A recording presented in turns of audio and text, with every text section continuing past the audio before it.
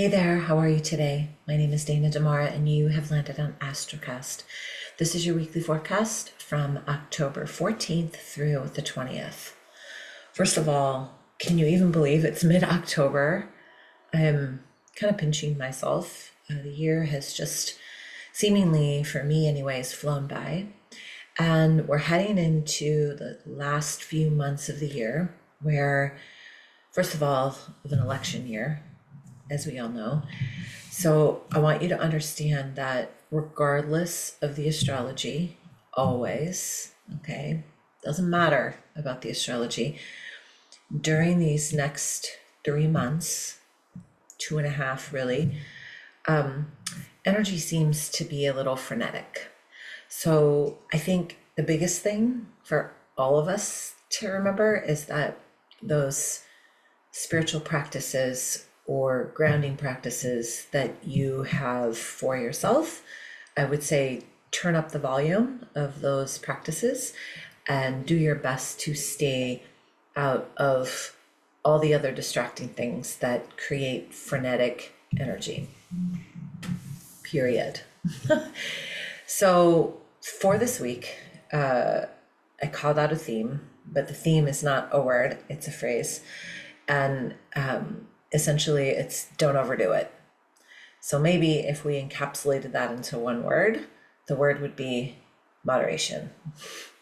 So find a sense of moderation in everything that you do. Find a sense of presence in everything that you do because of what I just said about the energy as we move toward election day and then into the holiday season.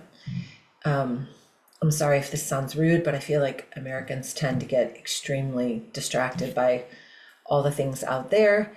And we tend to forget that actually all the peace is in here. Okay? So that's my theme, regardless of the astrology. Let me tell you what's going on. It's a big, huge week.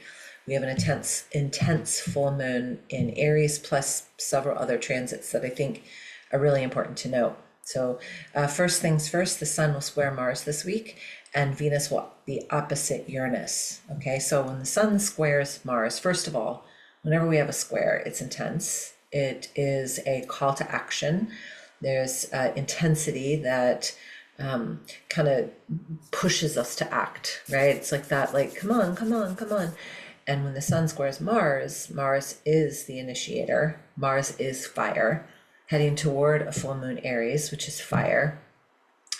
Venus opposite Uranus. I'm not even going to go there for a second. Let's just talk about Sun square Mars, moving toward full moon Aries. That's intensity.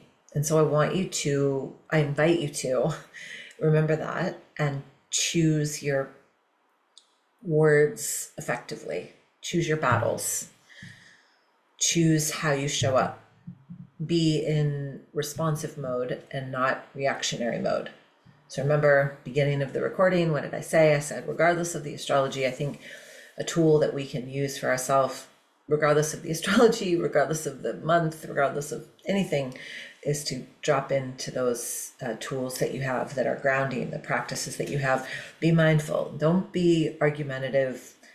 Take a breath, ground in, because the intensity is a real thing this week. Okay, Venus opposite Uranus, so every time there's an opposition, that's also a little combative, right? So it creates a sense of desire to make change. Like opposition is challenging. So Venus, abundance, love, money, what we value. Opposite Uranus, liberation. So being free from, you can interpret it any way you want. This is how I interpret it. Being free from those things that devalue us, or in another way to say that is to being aware of the things that we truly desire and standing in that power, right? So just take it or leave it. Venus is also going to trine Neptune, which is yay.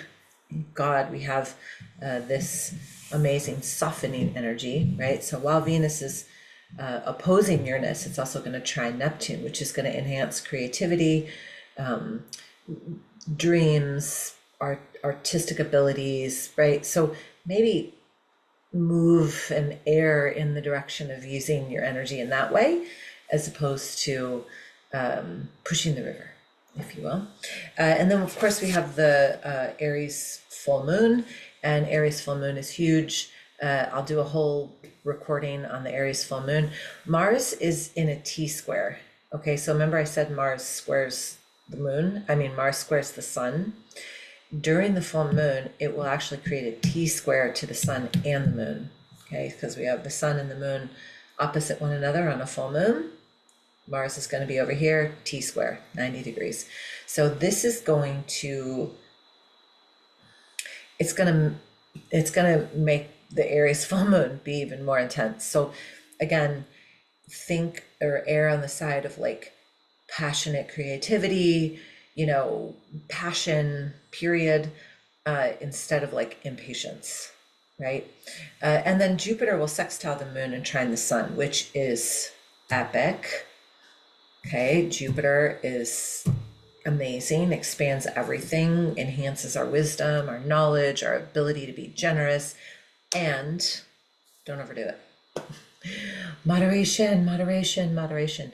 Choose your words wisely, stay grounded, stay open, stay clear, and have a beautiful week. Namaste.